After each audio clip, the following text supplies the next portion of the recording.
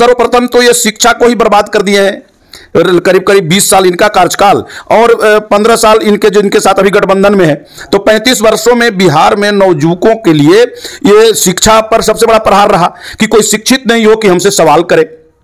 तो शिक्षा को ध्वस्त किया इन्होंने। तो जहां शिक्षा नहीं वहां रोजगार नहीं। बिहार के लिए तो इनका कोई सोच है नहीं। तो आप 75% कर दो या 100% आरक्षण कर दो, वो बिहार के लोग पूरी तरह से समझ गए हैं कि आपका हर नीति में, हर आपका सोच में एक आपका वोट की राजनीतिक है। प्रतिशत आरक्षण का लाभ किस रूप में जनता को मिल रहा है? जिन जिन जाति के, विशेष जाति के लोगों को ये आरक्षण दिए हैं, उसमें कहां लाभान्वित है? इनके पास नौकरी कहां है? अभी जो इन्होंने नौकरी दिया शिक्षा विभाग में, बीपीएससी में, उसमें भी करीब करीब 45 से 50% भारतवर्ष के अन्य राज्यों के बेरोजगारों को इन्होंने काम दिया। बिहार में इन दिनों महागठबंधन सरकार की तरफ से विशेष राज्य के दर्जा की मांग जोरों पर की जा रही है। ये एक राजनीतिक मुद्दा बनाया जा रहा है या वाकई में नीतीश कुमार को चिंता है बिहार की? धन्यवाद। आज बुलेट न्यूज के संपादक महोदय, आप अच्छा सवाल किए बिहार की स्थिति पर। और वर्तमान महागठबंधन के मुखिया जो 20 वर्षों से मुख्यमंत्री के कुर्सी पर काबिज हैं, उनको जब जब चुनाव आता है तब बिहार का विशेष राज्य दर्जा का याद आता है। ये उस समय जब एनडीए के साथ थे, उस समय क्यों नहीं ये लाए कि हमको बिहार को विशेष राज्य का दर्जा चाहिए? और इसमें एक तकनीकी भी बात है। ये केंद्र से जब वित्त आयोग द्वारा कुछ ऐसा सिस्टम है, पूरा उसके बारे में हमें जानकारी नहीं है, वो सिस्टम के तहत ही कोई राज्य का विशेष राज्य का दर्जा मिल सकता है। ये सिर्फ ये बेवकूफ़ बनाते हैं। अभी इसके पहले ये जातीय जनगणना जो इन्होंने किया, और जातीय जनगणना में जो निरीह बिहार के जनता के पैसा का जो दुरुपयोग किया, और 20 वर्षों से ये ऐसे ही करते आ रहे हैं, सिर्फ और सिर्फ अपना इनको कि मैं कैसे मतलब मुखिया रहूं और हम कुर्सी से हमारा सुरक्षित कैसे रहे। हर समय नीतीश जी वोट की राजनीति करते हैं। और फिर अभी जब ये लोकसभा का चुनाव आया है, तो ये अब बिहार से उब चुके हैं, कारण यहाँ का जनता इनको नकार दिया है। आने वाला चुनाव में इनको, अभी तो तीसरे नंबर का पार्टी विगत चुनाव में बन गई है, और आने वाला समय में इनका क्या हाल होने वाला है, हम लोग जनता के बीच में रहते हैं। पूरी तरह से जनता के मन के भावना को हम लोग जान रहे हैं, समझ रहे हैं कि जनता पूरी तरह से नीतीश जी को नकार दिया है। उसके डर से ये अब देश की राजनीति करना चाहते हैं कि देश में भ्रमण करके और लोगों को गुमराह करें, और बिहार वासियों को विशेष राज्य का दर्जा दिलाने की बात करके फिर से बिहार के निरीह जनता को ठगें।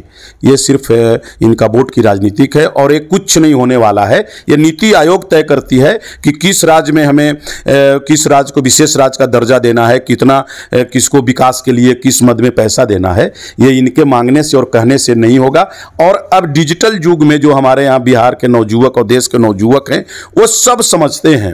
इनकी बातों में भी अब पहले वाला बात नहीं रह गया कि लोग शिक्षित नहीं हैं और नीतीश जी को नहीं समझ रहे हैं। इनका एक एक बात, इनका एक एक विचार को सब पूरे बिहार की जनता समझ गई है। अब ये कुछ भी लाएं, बिहार की जनता इनको पूरी तरह से नकार चुकी है और इनके झांसा में नहीं आने वाली। आगामी चुनाव को लेकर के महागठबंधन 2 मुद्दों पर इस बार आने वाली है। एक आरक्षण जो 75% बढ़ाया गया, और दूसरा जातीय जनगणना। क्या आपको लग रहा है ये मुद्दा लोकसभा में टिकेगा? कुछ नहीं टिकेगा। इसलिए नहीं टिकेगा कि 75% आरक्षण का लाभ किस रूप में जनता को मिल रहा है? जिन जिन जाति के, विशेष जाति के लोगों को ये आरक्षण दिए हैं, उसमें कहां लाभान्वित है? इनके पास नौकरी कहां है? अभी जो इन्होंने नौकरी दिया शिक्षा विभाग में, बीपीएससी में, उसमें भी करीब करीब 45 से 50% भारतवर्ष के अन्य राज्यों के बेरोजगारों को इन्होंने काम दिया। बिहार के लिए तो इनका कोई सोच है नहीं। तो आप 75% कर दो या 100% आरक्षण कर दो, वो बिहार के लोग पूरी तरह से समझ गए हैं कि आपका हर नीति में, हर आपका सोच में एक आपका वोट की राजनीतिक है। वो अब लोग इनके झांसा में आने वाले नहीं हैं।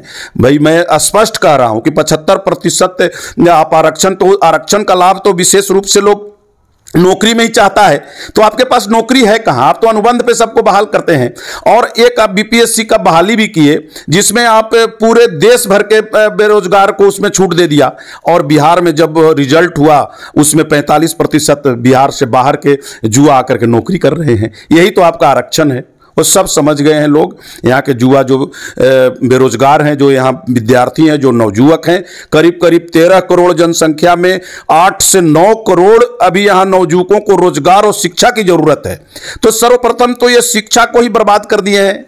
करीब करीब 20 साल इनका कार्यकाल और 15 साल जिनके साथ अभी गठबंधन में है, तो 35 वर्षों में बिहार में नवयुवकों के लिए ये शिक्षा पर सबसे बड़ा प्रहार रहा कि कोई शिक्षित नहीं हो कि हमसे सवाल करे।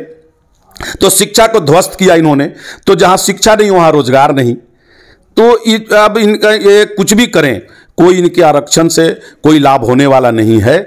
और आने वाला चुनाव में एनडीए पिछले बार से भी अधिक मतलब सीट ला करके और बिहार में मोदी जी के नेतृत्व में सरकार बनेगी। एनडीए में लोजपा भी है, लोजपा से आप जुड़े हैं, प्रदेश महासचिव हैं। इस चुनाव में जो आने वाला लोकसभा चुनाव है उसमें लोजपा की भूमिका क्या देखते हैं? लोजपा की भूमिका जब से एनडीए में हमारी लोक जनशक्ति पार्टी है और युवा हमारे राष्ट्रीय अध्यक्ष चिराग पासवान जी जब 2014 में भी मोदी जी जब प्रथम बार मतलब प्रधानमंत्री बने, उस समय अलायंस करने वाले चिराग पासवान जी ही थे। उनका सोच मोदी जी के साथ मिलता जुलता है और 100% लोक जनशक्ति पार्टी का प्रदर्शन रहा। 6 सीट पर चुनाव लड़ी, 6 का 6 2014 में जीते हम लोग। 19 में भी चुनाव लड़ी एनडीए के साथ में, तो 6 सीट पर 100% 6 का 6 सीट जीते। और 2024 में भी अलायंस में जितनी भी सीट पर लोक जनशक्ति पार्टी लड़ेगी वो 100% प्रदर्शन रहेगा। और मोदी जी के साथ हमारे मतलब लोक जनशक्ति पार्टी के राष्ट्रीय अध्यक्ष चिराग पासवान जी को लोग हनुमान कहते हैं और दोनों का जो अन्योन्याश्रय संबंध है एनडीए के साथ हमारी पार्टी अहम भूमिका में है और विचार मिलता जुलता। जैसे मोदी जी विकास की बात करते हैं वैसे चिराग जी भी हमारे जो राष्ट्रीय अध्यक्ष हैं वो जात पात की बात नहीं करते, धर्म की बात नहीं करते, वो भी विकास की बात करते हैं। शिक्षा, स्वास्थ्य, महिला और देश किस तरह से आगे बढ़े और विशेष करके हमारा बिहार के लिए जो युवा हैं उनके लिए उनको चिंता रहता है, बिहार के महिलाओं के लिए चिंता रहता है, बिहार के किसानों के लिए चिंता रहता है। और ये इन सब बिंदुओं पर उनका हर समय सोच है। जब पर्सनल भी उनके साथ में बैठता हूं तो उनका ये सोच है कि बिहार मेरा कैसे आगे बढ़े। और ये जो 35 वर्षों से 33 वर्षों से जो बैठे हुए हैं ये सरकार में लोग, वो आज बिहार को गर्त में डाले हैं और उनके बारे में और इनके नीतियों के खिलाफ में हमारी पार्टी खुले रूप से 2020 का भी चुनाव हो तो उनके खिलाफ में, उनके नीति के खिलाफ में चुनाव लड़ करके भी बता दिए कि आप जो हो बिहार वासियों के लिए आपका कोई नीति जो है वो सही नहीं है जिसमें बिहार के युवाओं का, किसानों का कल्याण हो सके। न शिक्षा व्यवस्था ठीक है, न स्वास्थ्य व्यवस्था ठीक है, न किसानों के लिए कोई उपलब्धता है, न उद्योग है, यहाँ पे नवयुवकों के लिए कोई रोजगार है। तो जो सरकार 35 वर्षों से चली आ रही है और जो राज्य में जो मौलिक अधिकार हमें है प्राप्त है और वो भी उपलब्ध नहीं करा पाए, तो सरकार में बने रहने का उनको कोई हक नहीं है। तो यहाँ की पब्लिक पूरा जो ये महागठबंधन की सरकार चल रही है उनको पूरी तरह से समझ गई है कि ये सिर्फ झांसा में वोट की राजनीति करते हैं और हमारी लोक जनशक्ति पार्टी एनडीए का अहम अंग है। और हमारे राष्ट्रीय अध्यक्ष मोदी जी के विचारों से जो देश को चाहिए, जो बिहार को नेतृत्व चाहिए, आगे 2024 में और 2025 में ये एनडीए की सरकार बनेगी केंद्र में और बिहार में भी 2025 में चिराग पासवान के अगुवाई में बिहार में सरकार बनेगा और बढ़ता हुआ बिहार का निर्माण होगा।